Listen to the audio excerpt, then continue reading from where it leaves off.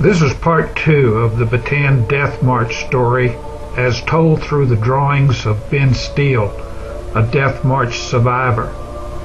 In part 1, the background of the Death March was presented, detailing the conditions and events preceding the surrender of the American and Philippine troops and the beginning of the march back up the Bataan Peninsula. The Bataan Death March story has been told in movies, in print, and in harrowing first-person accounts.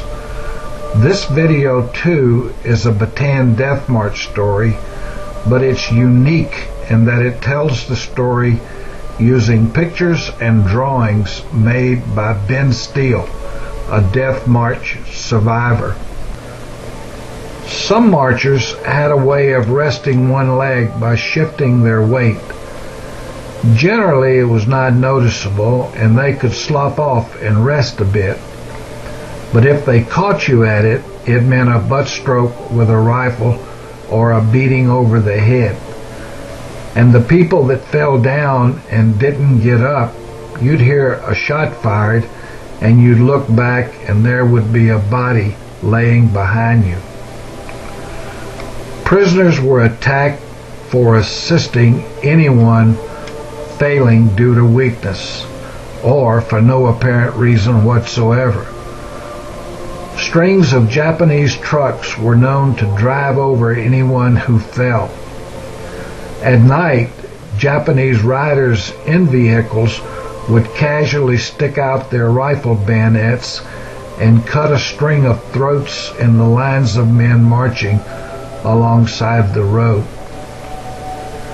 But they wouldn't let you go back and take care of downed troops, even at the artesian wells. When the prisoners would break and run for the water, they'd shoot indiscriminately into the crowd, and some got shot and laid there. You couldn't go take care of them. Men were dying of thirst and were very desperate for water. If the troops broke ranks, the Japanese wouldn't tolerate that.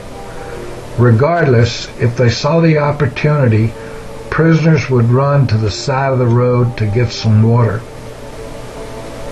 And along the side of the road would be caribou wallows, which were puddles of water that the caribou had used to wallow in to keep away flies and mosquitoes. And the Americans and the Filipinos both would actually lap up that water like a kitten would lap up milk. And of course the water was contaminated. In this way, many of them became very ill as a result of drinking such water. The captives were given very little to eat. On the third day, they were fed a scanty cup of rice. When Japanese troops were not too close, captives on the Death March would break ranks to go into the sugarcane fields to get cane to eat.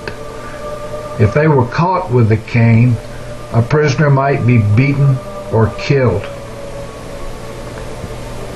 The final destination of the Bataan Death March was Camp O'Donnell in central Luzon.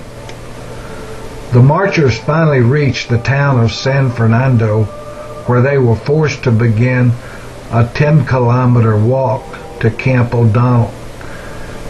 At Camp O'Donnell, 2,000 American soldiers died within 6 weeks of imprisonment. Only about 54,000 of the 75,000 prisoners reached this destination. The death toll of the march is difficult to assess, as thousands of captives were able to escape from their guards. All told, approximately 5,000 to 10,000 Filipino and 600 to 650 American prisoners of war died before they could reach Camp O'Donnell. On arrival at Camp O'Donnell, the Death March prisoners are told, first by a Japanese officer and then by an interpreter, what they have to do to survive in the camp. The Americans were used as slave labor in violation of the rules of war. Many were placed on burial detail, digging graves for their fellow prisoners. Approximately 2,300 Americans died and were buried at Camp O'Donnell in the first 6 weeks of internment there. In this drawing, a soldier is forced to dig his own grave. Perhaps he tried to hit a Japanese guard, or he possessed Japanese currency. He digs the grave and they bury him in it. The sick and the weak were not cared for. They were left to die. The only medics were those who had been captured, but they had no medicine to give. The quote hospital unquote was where people were sent to die. Instead of increasing rations in the hospital, they were cut in half. Men worked with 106-degree fevers so that they wouldn't be admitted. You could smell the stench of the dead whenever you were anywhere near the hospital. It seemed that dying was the only way out. Over 50 Americans and 500 Filipinos died each day. Inside Camp O'Donnell, the men were crowded beyond belief. 1,500 men shared each water faucet, and a single rat would be a meal for 20. Water became a very scarce commodity, and getting on a water line was quite a feat.